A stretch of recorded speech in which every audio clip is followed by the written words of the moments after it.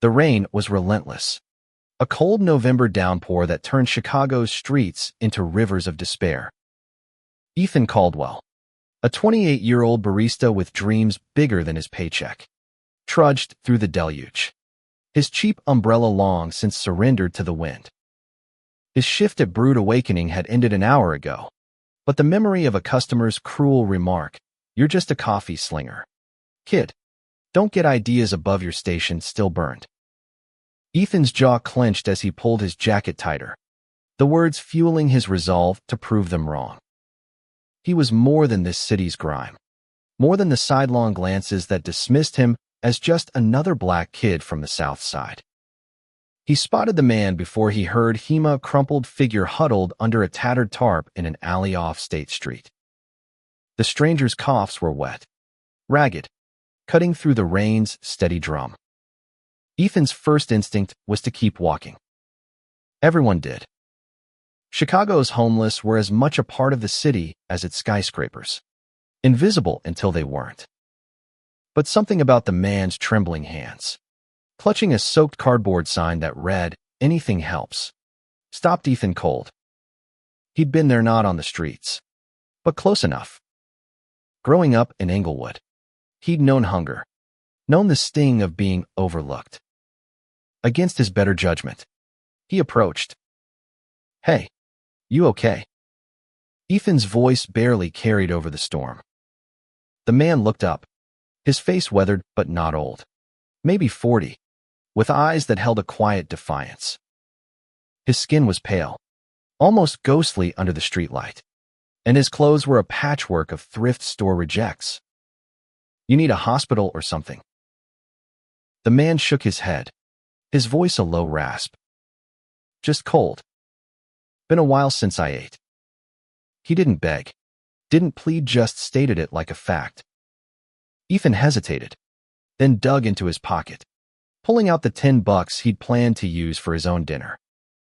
He handed it over with a half smile. "Get something warm." "All right." The stranger's fingers closed around the bill, and for a moment, their eyes locked. "You didn't have to," the man said, his tone heavy with something Ethan couldn't place gratitude, maybe, or suspicion. "Name's Daniel." "Ethan," he replied, already stepping back, the rain urging him to move on. But Daniel's next words froze him. "You're one of the good ones, Ethan. Be careful who you trust with that." The warning hung in the air, cryptic and unsettling. Ethan nodded, unsure how to respond, and turned to leave. He didn't see the two figures watching from the alley's mouth, their silhouettes sharp against the neon glow of a nearby diner. Nor did he notice the way Daniel's eyes followed him, not with gratitude, but with something darker, something that knew too much. By the time Ethan reached his cramped apartment in Pilsen, the encounter was already fading, just another moment in a city full of them. He tossed his soaked jacket over a chair, unaware that his small act of kindness had set something in motion, something that would unravel his life in ways he couldn't imagine. The next morning, Ethan woke to a text from an unknown number. "Meet me at the diner on State and 12th. Noon." You'll want to hear this. No name, no context. His gut told him to ignore it, but curiosity gnawed. He'd given Daniel his number scribbled on a napkin, a reflex he now regretted. What could a homeless guy have to say that was worth dragging himself back into the cold? The diner was a relic, all chipped formica and grease-stained menus. Ethan slid into a booth, scanning for Daniel. Instead, a woman approached, mid-30s, sharp suit, her dark hair pulled back tight. She carried herself like someone who didn't waste time. "You Ethan Caldwell?" she asked, sliding in across from him. "Yeah. Who are you?" "Claire Dawson, investigative reporter." Her eyes were intense, sizing him up. "You helped a man named Daniel last night. That wasn't random. He's not who you think." Ethan's stomach twisted. What's that supposed to mean? Claire leaned in, her voice low. Daniel's real name is David Whitaker. He's a former cop, disgraced after blowing the whistle on corruption in the CPD. He's been off the grid for years. But last night, he reached out to me. Said you're the one he's been waiting for. Waiting for? Ethan's laugh was sharp, nervous. Lady, I gave him $10. That's it. That's not what he thinks. Claire slid a grainy photo across the tablia. Younger Daniel, in uniform, standing beside a man Ethan recognized from the news, Alderman Richard Hayes, a rising star in Chicago politics. David's got dirt on Hayes, the kind that could bring down half the city council. He says you're the key to proving it. Ethan's pulse quickened. Why me? I don't know anything about this. Because you showed him kindness, Claire said, her voice softening. He trusts you. And right now, he's a marked man. So are you. The diner's door chimed as two men in dark coats entered, their eyes locking on Ethan's booth. Claire's expression hardened. Don't look. We need to move. Now. Ethan's heart pounded as he followed Claire out the diner's back exit, the alley reeking of garbage and rain-soaked asphalt. The two men in dark coats were close behind, their footsteps deliberate, unhurried, like predators who knew their prey had nowhere to run. Claire moved fast, her heels clicking against the pavement, her voice a hushed command. Keep your head down. They're Hayes guys. They don't ask questions. Who the hell is after me? Ethan hissed, his breath visible in the cold air. I'm nobody. Not anymore. Claire shot back, pulling him into a narrow side street. David's been tracking Hayes for years. He thinks you're clean, someone who can't be bought. That makes you a threat. They ducked behind a dumpster just as the men rounded the corner. Ethan's pulse thundered in his ears, his mind racing. Yesterday, his biggest worry was making rent. Now he was dodging goons tied to a corrupt politician. It was absurd, like something out of a movie he'd scoff at for being too far-fetched. But the weight of Claire's words, the menace in those men's eyes, it was real. David's got evidence, Claire whispered, her eyes scanning the alley. Recordings, documents, names. Hayes has been skimming millions from city contracts, funneling it through shell companies. Cops, judges, even a few feds are in on it. David was supposed to testify, but they framed him, ruined him. He's been on the streets ever since, gathering proof. And what's that got to do with me?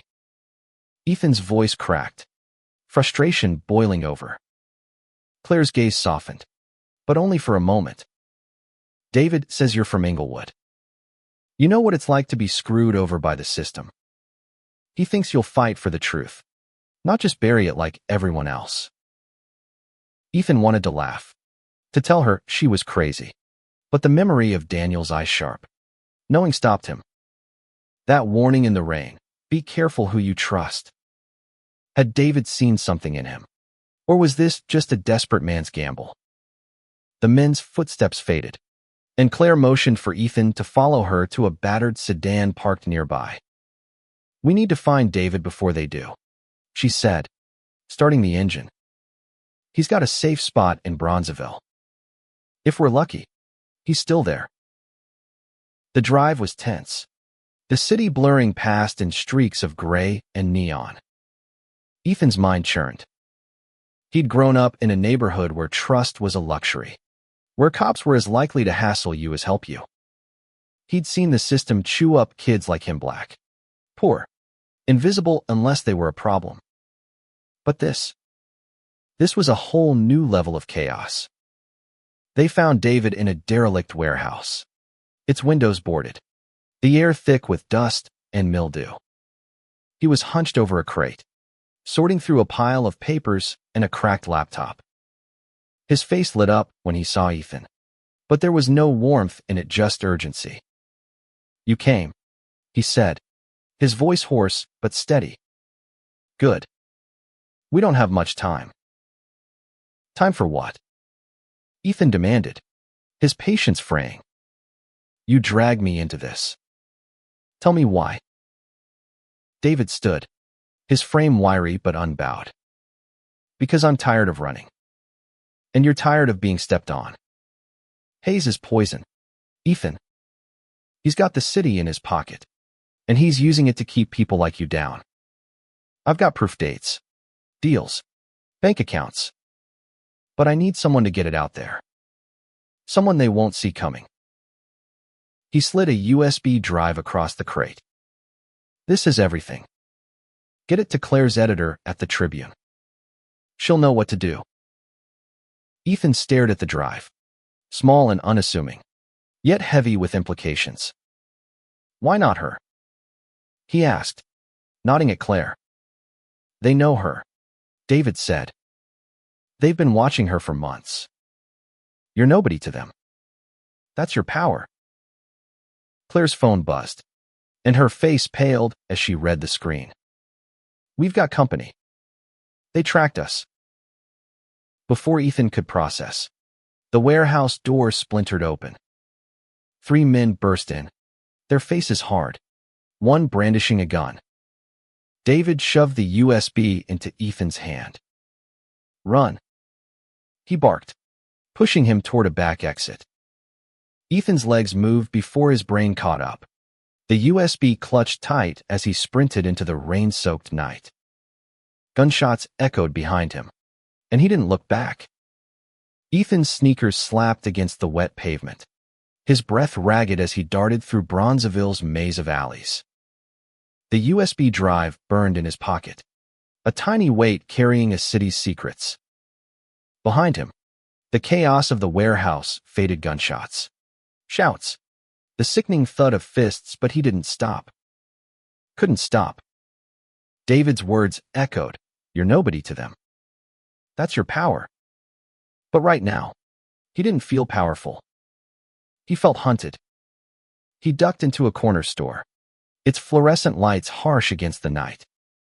The clerk, an older woman with tired eyes, barely glanced up from her magazine.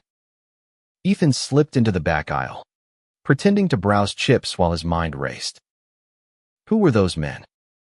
Hayes' muscle, Claire had said. But how deep did this go? And why him? He was just a barista, scraping by, his biggest rebellion brewing decaf for rude customers.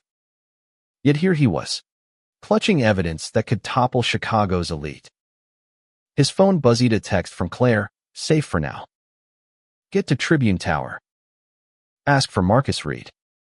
No mention of David. Ethan's stomach churned. Was David alive? Captured? Worse. He shoved the phone back in his pocket, the USB drive feeling heavier by the second. The clerk's voice cut through his thoughts. "You buy in or just hiding?" Her tone was sharp but not unkind, like she'd seen too many scared kids to care. "Buying," Ethan muttered, grabbing a bag of Doritos he didn't want. As he paid, he caught his reflection in the glass door-wild eyes. Soaked hoodie, a stranger to himself. He stepped back into the rain, the city's pulse thrumming with danger. Tribune Tower was a 40-minute trek, and every shadow felt like a threat. Ethan stuck to crowded streets, blending into the late-night bustle of workers and drunks. He passed a mural on 47th Street, vibrant even in the gloom, a black family reaching for the sky. The words "We Rise" painted in bold red. It reminded him of his mom, who'd worked 2 jobs to keep him out of trouble, who'd told him, "You're more than what they see." He wondered what she'd think of him now, running from thugs with a city's fate in his pocket. At the tower, a security guard eyed him suspiciously, but Marcus Reed, a grizzled editor with a smoker's rasp, was waiting. "You're Claire's guy?" he asked, ushering Ethan into a cluttered office. "Let's see it." Ethan handed over the USB, his fingers trembling. Marcus plugged it in, his face unreadable as files loaded spreadsheets. Audio clips, grainy photos of Hayes shaking hands with men in suits. One recording caught Ethan's ear, Hayes' voice, smooth and cold, saying, "The South Side stays poor for a reason. Keeps them desperate. Keeps us in control." Ethan's blood ran cold. He'd grown up in that poverty, seen friends lost to some to bullets, some to despair. This wasn't just corruption. It was a deliberate stranglehold on his community. Marcus leaned back, exhaling. "This is dynamite. But it's dangerous."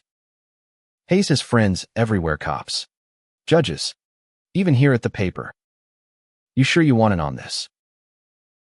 "I'm already in," Ethan said, his voice steadier than he felt. "What now?" "We verify," Marcus said. "Then we publish. But you need to lay low. They'll come for you." Ethan nodded, but as he left the tower, a new text buzzed. "They got David. Meet me at the pier. Midnight." It was Claire. His heart sank. David, the man who dragged him into this, was gone, or worse. The pier was a bad idea, exposed and isolated, but he had no choice. He owed David that much. Navy Pier at midnight was a ghost town, the Ferris wheel dark against the stormy sky. Claire was waiting by a shuttered food stand, her face drawn. "They beat him bad," she said, her voice breaking. "He's alive, but they're holding him to flush you out. They know you have the drive." Ethan's fists clenched. "Then let's give them what they want." Claire's eyes widened. "You're not serious." "I'm done running," he said, the words surprising even himself. "We end this. Tonight." The pier's wind cut through Ethan's jacket, sharp as the fear in his gut. Rain pelted the wooden planks, the lake's waves crashing like a warning. Claire stood beside him, her face pale but resolute, her phone clutched tight as she relayed their plan to Marcus. "He's ready to run the story," she said. "But we need to get David out first. Hayes' men are holding him in a warehouse by the river. If we move fast, we can catch them off guard." Ethan nodded, his mind a storm of doubt and determination. He wasn't a hero, wasn't built for this. But the memory of David's weary eyes, the weight of that USB drive, and Hayes' voice keeps them desperate, keeps us in control, lit a fire in him. This wasn't just about David. It was about Englewood, about every kid who'd been told they'd never be more than their circumstances. They took Claire's sedan to the riverfront, a grim stretch of abandoned warehouses where Chicago's industrial past rusted into oblivion. The target was a squat building with broken windows, its loading dock guarded by a single man smoking under an awning. Claire handed Ethan a tire iron from her trunk. "Just in case," she whispered. He gripped it, its cold weight grounding him. Inside, the warehouse was a maze of crates and shadows. Ethan's heart pounded as they crept forward, guided by muffled voices. They found David tied to a chair in a dimly lit corner, his face bloodied, one eye swollen shut. Two men stood over him, one barking questions, the other pacing with a gun. Ethan's breath caught. He recognized the pacing man from the diner Hayes enforcer, a hulking figure with a scar across his cheek. Claire signaled for Ethan to stay low, but David's head lifted, his good eye locking onto them. He mouthed one word, "Go." Ethan shook his head. No way he was leaving him here. He tightened his grip on the tire iron, his pulse a drumbeat. Claire whispered, "We need a distraction." Before Ethan could argue, she grabbed a loose pipe and hurled it across the warehouse. It clattered against a stack of crates, drawing the men's attention. The scarred enforcer cursed and moved to investigate, leaving David with the other thug. Ethan seized the moment, rushing forward and swinging the tire iron. It connected with the thug's shoulder, sending him sprawling. Claire untied David, who groaned but managed to stand. "Move," Ethan hissed, helping David toward the exit. But the scarred man was back, gun raised, his face twisted with rage. "You're dead, kid," he snarled, aiming at Ethan. Time slowed. Ethan froze, the gun's barrel a black void. Then David lunged, tackling the man with a strength Ethan hadn't expected. The gun skidded across the floor as they grappled, David's grunts mixing with the enforcer's curses. Claire grabbed the gun, her hands shaking but steady enough to aim. "Back off," she shouted. The enforcer froze, his eyes darting between them. David staggered to his feet, blood dripping from his lip. "You're done, Malone," he spat. "The Tribune's got everything. Hayes is finished." Malone's laugh was cold. "You think a story stops him? He owns this city." "Not anymore," Ethan said, his voice raw but firm. He didn't know where the words came from, but they felt right. They felt like power. They fled the warehouse, David leaning on Ethan as they reached the sedan. Sirens wailed in the distance. Claire's call to Marcus had worked. The Tribune was ready, and the cops, the real ones, were coming. But as they sped away, Ethan's relief was short-lived. Malone's words echoed, "He owns this city." How deep did Hayes' reach go? Back at Claire's safe house, a cramped apartment in Uptown, they patched David up. His story poured out between pained breaths, a decade of watching Hayes climb the ranks, skimming funds meant for schools, housing, jobs. "He targeted the South Side," David said, his voice bitter. "Kept it broken to keep it quiet. I tried to stop him, and they took everything, me badge, my family, my name." Ethan's fists clenched.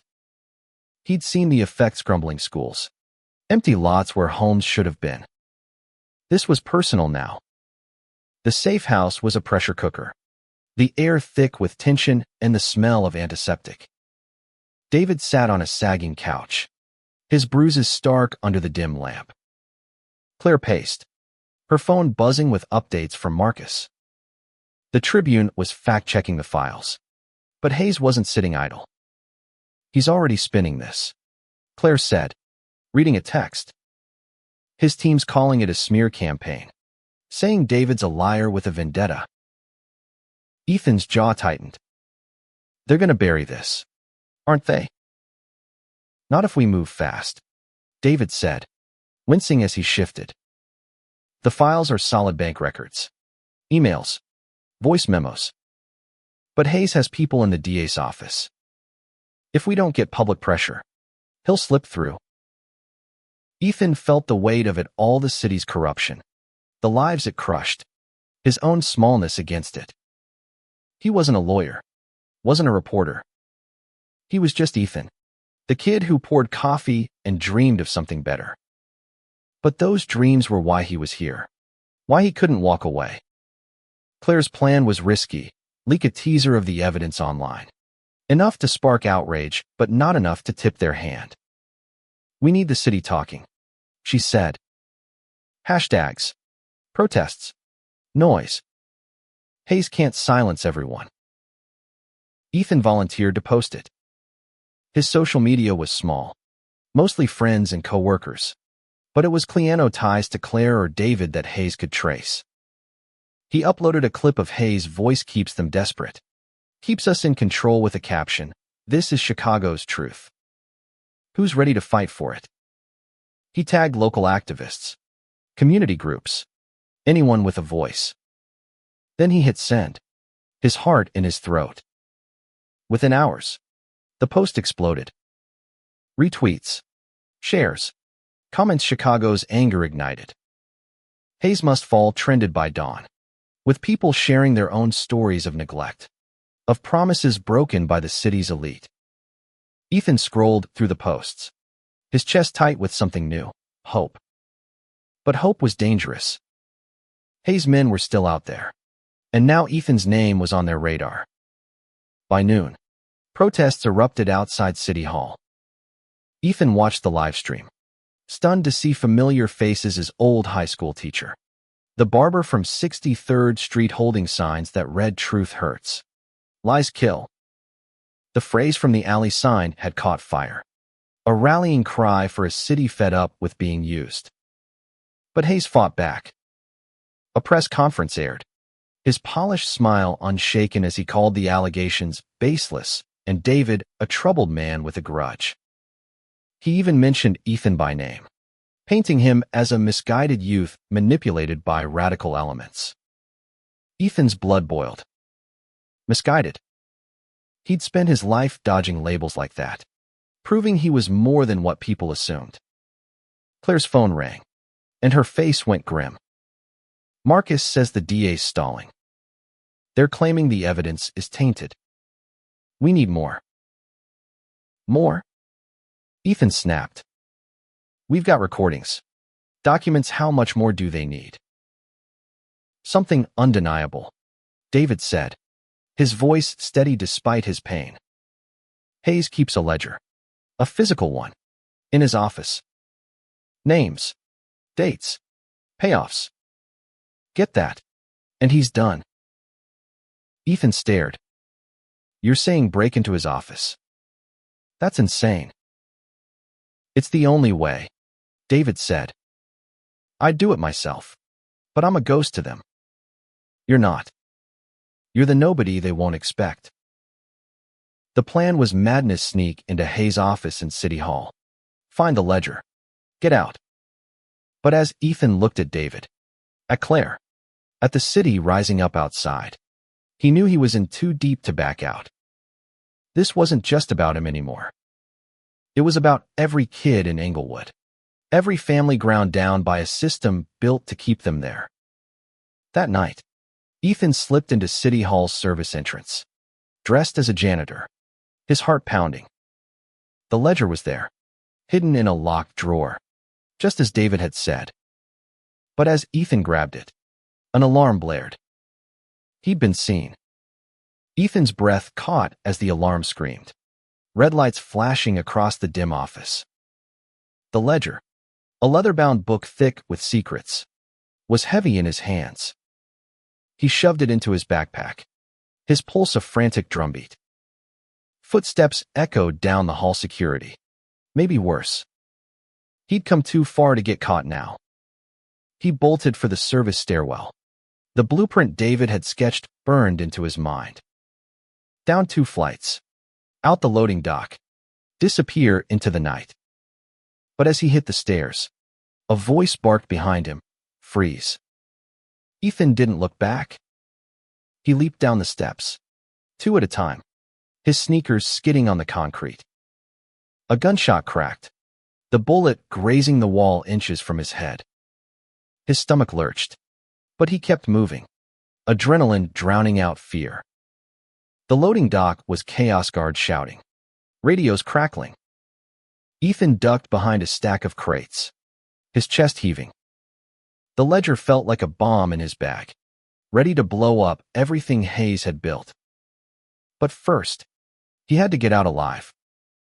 A guard's flashlight swept the dock, its beams slicing through the dark. Ethan crouched lower, his mind racing for an escape. Then he saw a delivery truck, its back door ajar. He sprinted, diving inside just as the guard turned. The truck's interior smelled of cardboard and diesel, but it was cover. He waited, heart pounding, until the guards moved on. Slipping out, he ran into the night, the city's pulse matching his own. He met Claire at a 24-hour diner in Logan Square, her face pale as she took the ledger. You're insane, she said, but her eyes shone with respect.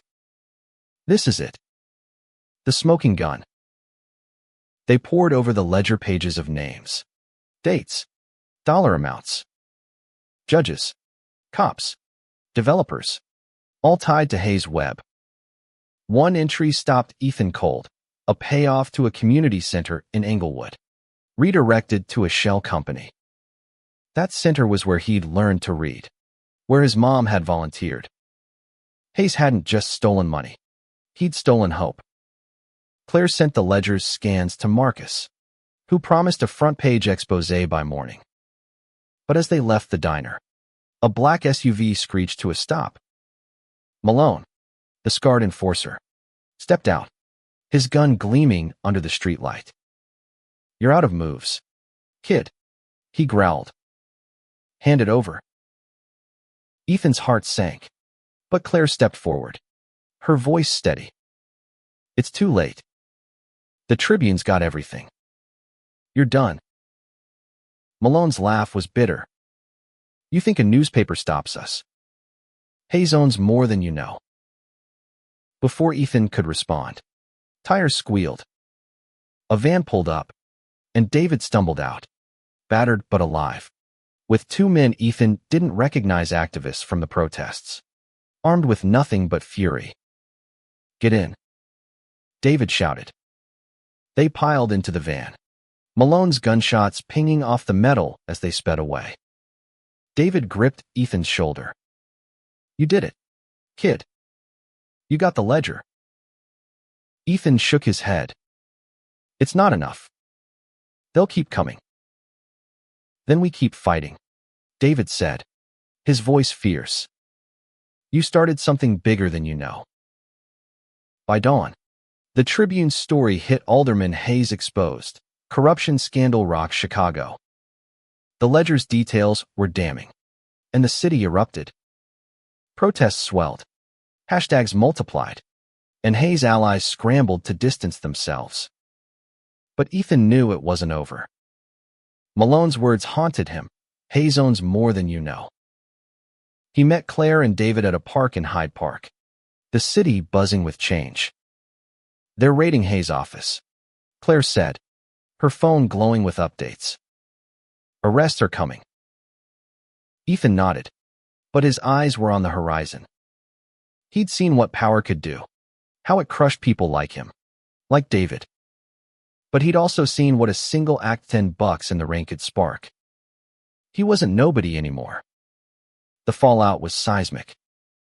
Chicago's streets pulsed with protests, news vans clogging every corner as Hayes' empire crumbled. The Tribune's exposé, backed by the ledger's irrefutable evidence, had cracked the city open. Arrests rolled in cops, aides, even a judge, each name a domino in Hayes' collapsing network. Ethan watched it unfold from Claire's safe house, the TV blaring headlines, "Corruption scandal grips City Hall." But he couldn't shake Malone's warning. Hayes was in custody, but men like him didn't fall alone. Ethan's name was out there now, tied to the story. Friends from the coffee shop texted, half in awe, half worried, "You're famous, man. Stay safe." His mom called, her voice trembling with pride and fear. "You did right, Ethan, but you gotta watch your back." He promised he would, but the truth was, he didn't know how. Every creak in the safe house, every shadow outside, felt like a threat. David was healing, his bruises fading, but his fire undimmed. "You changed the game," he told Ethan, his voice rough with gratitude. "I was nobody till you stopped in that alley." "You're not nobody," Ethan said, the words fierce. "None of us are."